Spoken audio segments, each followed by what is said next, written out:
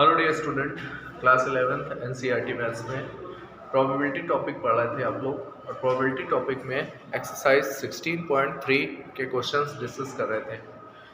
आज हम लोग क्वेश्चन नंबर 20 डिस्कस करेंगे। प्रोबेबिलिटी टॉपिक का क्वेश्चन नंबर 20। डियर स्टूडेंट, देखिए क्वेश्चन नंबर 20 क्या है। The probability that a student will pass the final examination in both English and Hindi is 0.5। एक स्टूडेंट की फाइनल एग्जामिनेशन में इंग्लिश और हिंदी सब्जेक्ट दोनों सब्जेक्ट्स में पास होने की प्रोबेबिलिटी 0.5 आपको गिवन है। And the probability of passing neither is 0.1। Probability of passing neither का मीन्स है हिंदी और इंग्लिश बोथ सब्जेक्ट्स में पास ना होने की प्रोबेबिलिटी 0.1 है। If the probability of passing in English examination is 0.75 means English subject के पास होने की प्रोबेबिलिटी 0.75 है। What is the probability of passing Hindi examination. Question में आपसे ये कहा जा रहा है कि सेपरेटली बताइए हिंदी सब्जेक्ट में पास होने की प्रोबेबिलिटी क्या होगी। सो डियर स्टूडेंट, आपको इससे रिलेटेड कई क्वेश्चंस बताए जा चुके हैं। इसमें फॉर्मूला भी आपको पता है। यूनियन और इंटरसेक्शन बेस्ड क्वेश्चंस होते हैं। आइए हम लोग इसको देखें कैसे करना है। सबसे पहले आप हिंदी सब्जेक्ट और इंग्लिश सब्जेक्ट्स में पास होने की प्रोबेबिलिटी को एक इवेंट से रिप्रेजेंट करेंगे। सो आप क्या लिखेंगे, देखिए सबसे पहले क्वेश्चन में इंग्लिश वर्ड का यूज हुआ है। Let E be the event. Let E be the event of that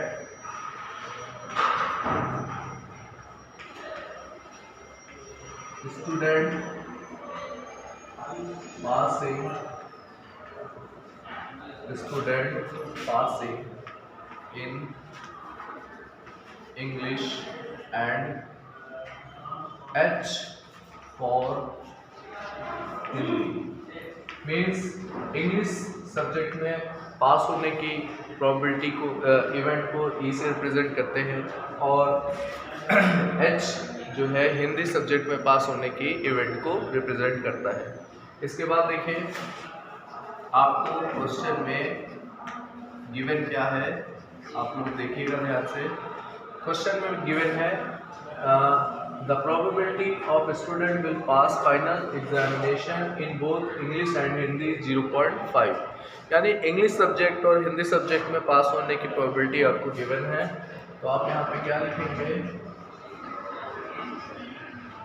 probability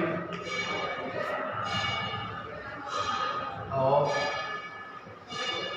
passing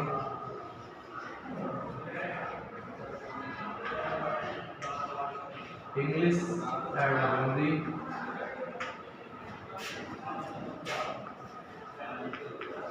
exam is equal to probability क्या आपको गिवन है, देखिए एग्जाम में पास होने के लिए 0.5। तो यहाँ पर देखिए इंग्लिश और हिंदी बोथ के लिए ये गिवन है आपको। तो यहाँ पर आप क्या लिखेंगे, E intersection H is equal to 0.5। ये ई इंटरसेक्शन एच की वैल्यू आपको दी गई है क्वेश्चन में, ये आपको 0.5 दी गई है। इसके बाद देखिए probability of passing neither is 0.5 है। तो यहाँ पर आप क्या लिखेंगे, and probability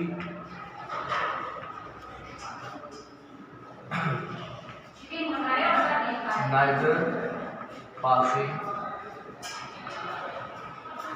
English and Hindi, neither passing English and Hindi, ये भी आपके क्वेश्चन में दिया गया है 0.1। देखिए neither passing English and Hindi का मीन्स होगा हिंदी में और इंग्लिश दोनों सब्जेक्ट में पास ना होने की प्रोबेबिलिटी।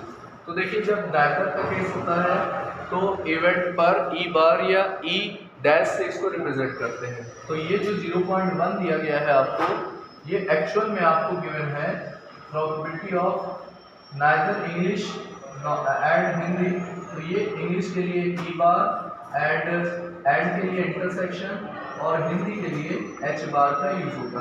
और ये वैल्यू आपको दी गई है 0.1 के इक्वल है। सभी स्टूडेंट ध्यान से देखेंगे, ये आपको क्वेश्चन में दिया गया है। अब आपसे एक चीज़ और भी गिवन है यहाँ पर, इंग्लिश सब्जेक्ट में पास होने की प्रोबेबिलिटी है 0.75। तो ये सेपरेट इंग्लिश सब्जेक्ट के लिए प्रोबेबिलिटी दी गई है। तो आप लोग इसको वीडियो पॉज करके नोट करें और इसके आगे के पार्ट्स को देखेंगे।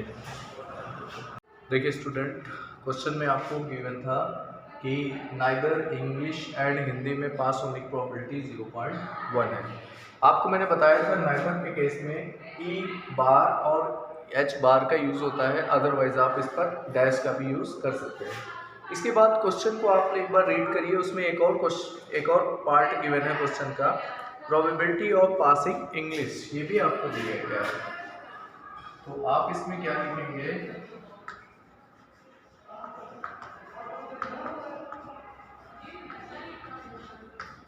Probability of passing English, probability of passing English, ये भी आपको क्वेश्चन में गिवन है। और देखिए ये आपको 0.75 दिया गया है। तो प्रोबेबिलिटी ऑफ पासिंग इंग्लिश को हम इससे रिप्रेजेंट करते हैं, प्रोबेबिलिटी ऑफ पासिंग इंग्लिश को P से, और ये वैल्यू होगी 0.75 के इक्वल। अब आप लोग जरा ध्यान से देखिएगा बेटा, यहाँ पर हमें probability of E bar intersection H bar दिया गया है 0.1। अब आप यहाँ पर ध्यान से देखिएगा, इसे हम क्या लिखेंगे, इसे हम और क्या लिख सकते हैं, डिमॉर्गन्स लॉ के अकॉर्डिंग,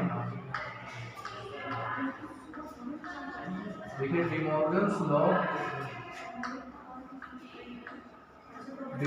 लॉ के अकॉर्डिंग ई बार इंटरसेक्शन एच बार, इसकी जो वैल्यू होती है वो ई यूनियन एच का होल डैश होती है, या हम यहाँ पर ई डैश इंटरसेक्शन एच डैश भी कर सकते हैं। इसको एच बार को आप डैश से रिप्रेजेंट करते हैं।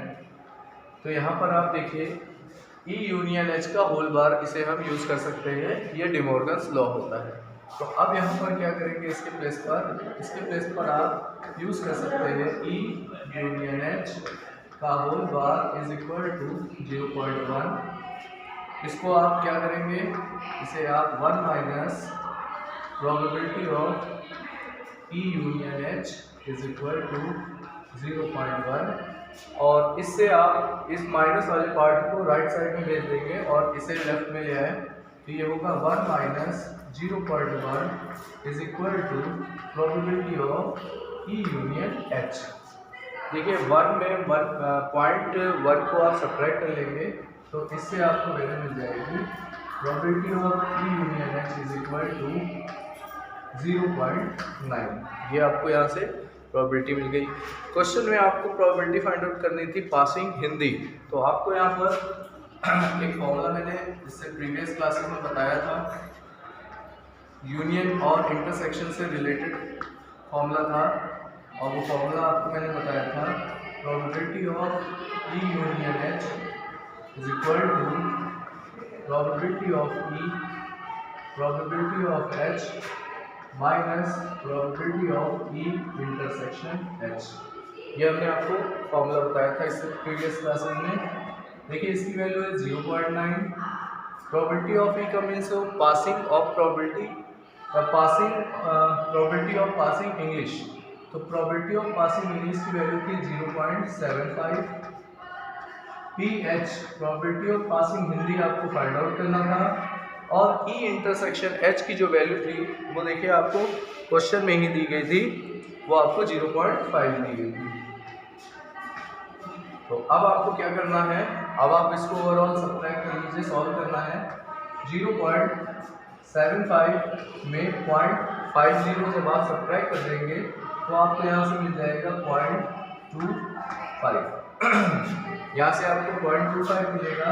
इसके बाद आप क्या करेंगे, देखिएगा probability of H as it is और 0.9 एज इट इज। अब आपको 0.25 को इधर लाकर सब्ट्रैक्ट करना है, तो क्या मिलेगा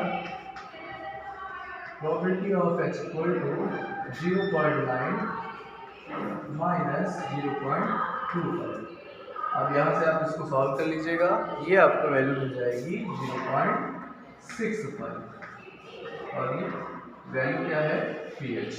इसका मीन्स क्या है, pH का मीन्स क्या है, ये आपको प्रोबेबिलिटी मिल जाएगी। Hence probability of passing Hindi, probability of passing Hindi, इसकी जो वैल्यू है वो आपको मिल गई है 0.65। तो देखिए यही आपको क्वेश्चन में फाइंड आउट करने को बोला जा रहा था। तो इस टाइप से आपको ये क्वेश्चन करना है, यहाँ पर ये फॉर्मूला सबसे यूजफुल होगा। तो डियर स्टूडेंट, इसके बाद जो क्वेश्चन है क्वेश्चन नंबर 21, उसे आप लोग होमवर्क में ट्राई करेंगे और उसको अगले टर्म पर डिस्कस करेंगे। Okay, thank you dear student.